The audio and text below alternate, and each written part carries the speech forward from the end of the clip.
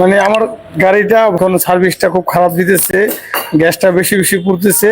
সেই জন্য আমি এখানে দেখাইতে আইছি যে এখানে বলো ভালো কাজ করে, সেই জন্য আইছি। সব জায়গা থেকে যে এলপিজি তে গাড়ি কনভার্সন করলে গাড়ি যে অনেক ভালো চলবে তেমনটা কিন্তু নয়।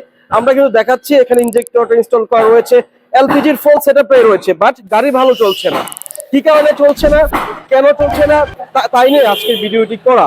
শুধুমাত্র যে আপনি এলপিজি করলেন আর গাড়ি অনেক ভালো পারফর্ম পাবে তেমনটা কিন্তু নয়। আমরা কিন্তু সবসময় প্রতিটা ভিডিওতে বলে থাকি আপনাদের, তার এক চাক্ষুষ প্রমাণ কিন্তু আজকে আপনাদের দেখাতে যাচ্ছি আমরা অ্যাক্টিভ এলপিজি কনভার্সন ওয়ার্কশপ থেকে।